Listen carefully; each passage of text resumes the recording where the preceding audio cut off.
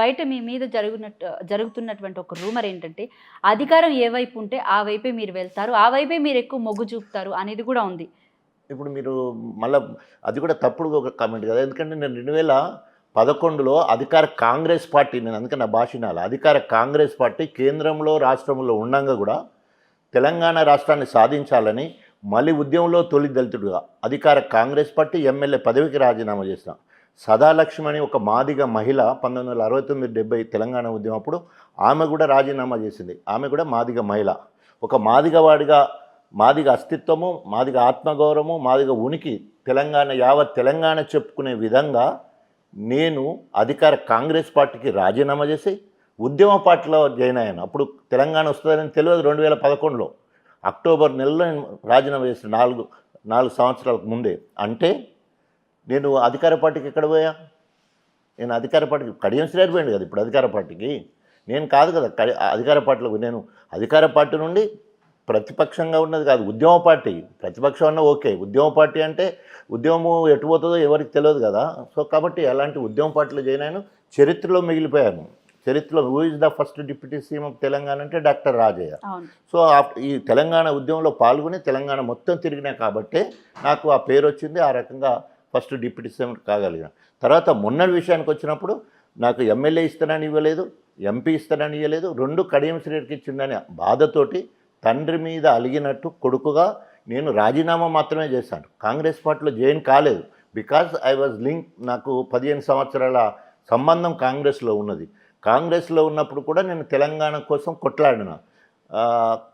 Congress forum for Telangana అని ఒక కాంగ్రెస్ ఎమ్మెల్యేలతో ఒక ఫోరం ఏర్పాటు చేసుకొని తెలంగాణ మొత్తం బస్సు యాత్ర చేసినాం.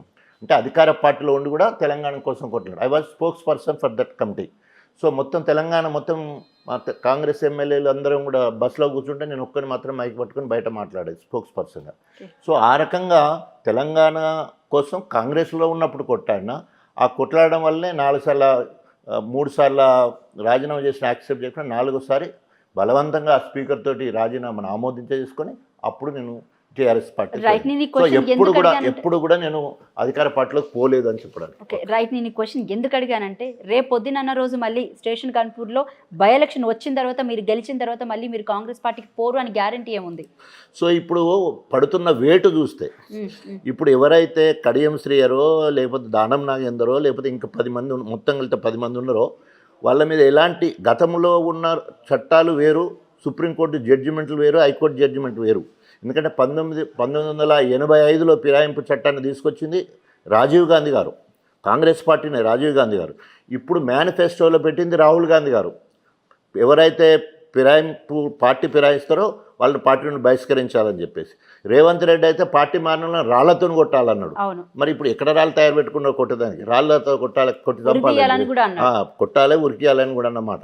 సో అట్లా ఆ పరిస్థితులలో నేను కాంగ్రెస్కు ఎప్పుడైతే కడియం శ్రీహరి బ్లాక్మెయిల్ చేసి తండ్రికి బిడ్డకు టికెట్లు తీసుకొని ఎగబెట్టిపోయిన తర్వాత కేసీఆర్ గారు పార్టీ నన్ను పిలిచి, వాళ్ళు నేను చెప్పిన ఏదైతే నమ్మించి మోసం చేసిండో లేదా బ్లాక్మెయిల్ చేసి టికెట్ తీసుకున్నాను నేను ఏదైతే అన్నానో, దానికి వాళ్ళు కూడా రియలైజ్ అయ్యి నన్ను పిలిచి గన్పూర్ నియోజకవర్గ ఇన్ఛార్జ్ బాధ్యత తీసుకోవాలి, తప్పకుండా అక్కడ బై ఎన్నికలు వస్తుంది, కడియం శ్రేణిని ఓడగొట్టాలంటే నువ్వే సరైనడు అని చెప్పేసి నాకు గన్పూర్ నియోజకవర్గ బాధ్యతలు ఇచ్చి, మొన్న ఎంపీ ఎన్నికలప్పుడు నన్ను స్టార్ క్యాంపెయిన్గా, అంటే మొత్తం ఎంపీ పరిధిలో ఉన్న భూపాలపల్లి కావచ్చు, పరకాలు కావచ్చు, వర్ధనపేట, పాలకుర్తి, స్టేషన్ కనుక ఈస్ట్ వెస్ట్ వరంగల్ అన్నిటికీ నేనే స్టార్ క్యాంపెయిన్ లెక్క తిరిగినాం. సరే, మనం తెలంగాణ అస్తిత్వం గురించి గొప్పగా మాట్లాడినాం, మాదిగ అస్తిత్వం గురించి మాట్లాడినాం. మాదిగోళ్ళకి ఎక్కడ కూడా కాంగ్రెస్ పార్టీ టికెట్ ఇవ్వలే. 2 మాలలకు ఒక బైన్లకు ఇవ్వడం జరిగింది. మాదిగోళ్ళకు మంత్రి పదవి ఇవ్వలేదు. మొత్తము మాల వాళ్ళకే 2 మాల వాళ్ళకి ఒక బైన్ వాళ్ళకే మంత్రి పదవులు ఇచ్చే కార్యక్రమం జరిగింది.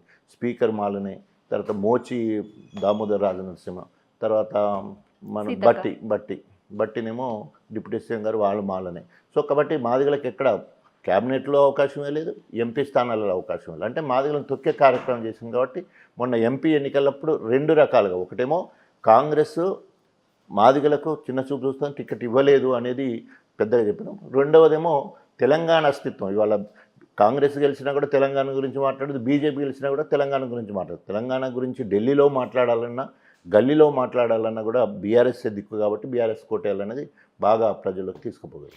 రైట్. అయితే స్టేషన్ గన్పూర్లో జరుగుతున్నటువంటి చర్చ ఏంటంటే మీకు పెద్దగా ఇప్పుడు ప్రెసెంట్ కాంగ్రెస్ వచ్చిన తర్వాత రాజయ్యకు క్యాడర్ లేదు అక్కడ అనేది బాగా వినిపిస్తుంది. దాని గురించి మీరు ఏం చెప్తారు?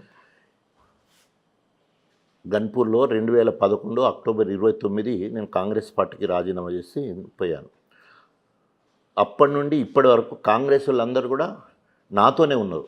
కారణం ఏంటంటే కాంగ్రెస్ సరి అయిన నాయకత్వం లేదు. 2018 వరకు నాయకత్వం లేదు. తర్వాత ఇందిరా వచ్చింది, 2018లో టికెట్ పట్టుకొని వచ్చింది. తర్వాత నిలబడ్డది అయిపోయింది. తర్వాత మళ్ళీ 2023లోనే వచ్చేసింది. మధ్యలో ఎక్కడ కూడా కాంగ్రెస్ లేరు.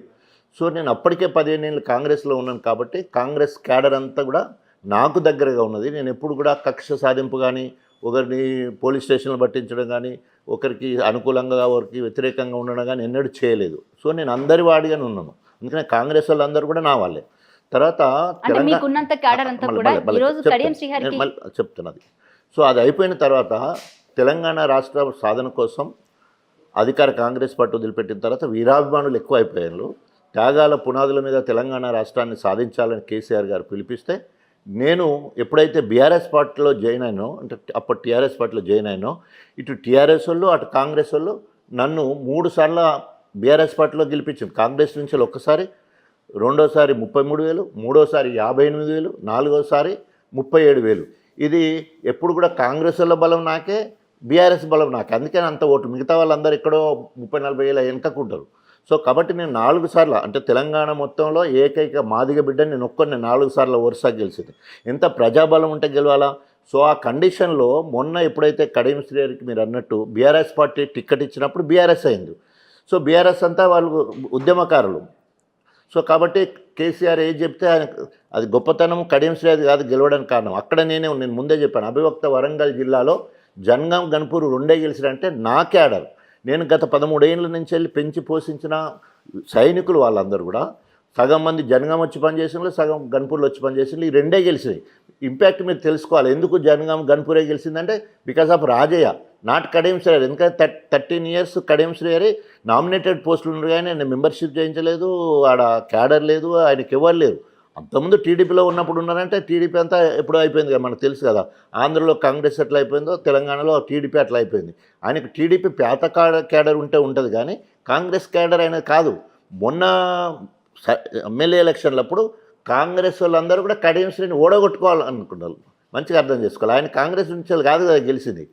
ఆయనను ఓడగొట్టాలనుకున్నది ఇందిరా, కాంగ్రెస్ వాళ్ళు. సో సావు తప్పి కన్నులొట్టబడ్డట్టు 7,000 పైచీలతో గెలవడం జరిగింది. సో 7,000 ఓట్లతో గెలవ 3,500 ఓట్లు అయితే ఇందిరా గెలిచే పరిస్థితి ఉండే. సరే అది వదిలి పెడదాం. అక్కడ గెలిచింది కాంగ్రెస్ వాళ్ళ మీద గెలిచిండు, బీఆర్ఎస్ దయ వల్ల గెలిచిండు. ఇప్పుడు కాంగ్రెస్ ఆయన ఎట్లా సహకరిస్తుంది? ఆడ గ్రూప్ ఆల్రెడీ ఆయన గ్రూప్ ఉండే, తర్వాత దొమ్మడి సాంబయ్య గ్రూప్ ఉండే, తర్వాత ఇప్పుడు ఈయనలోకి పోయిండు. నా గర్ఖానా ఘాట్కా ఇటు బీఆర్ఎస్లో లేడైనా ఇప్పుడు కాంగ్రెస్లో లేనట్టు అట్లా ఉన్నాడు ఎమ్మెల్యే. పై లెవెల్లో కలిసింది కానీ కింది లెక్క ఎట్లా కలుస్తారు చెప్పండి?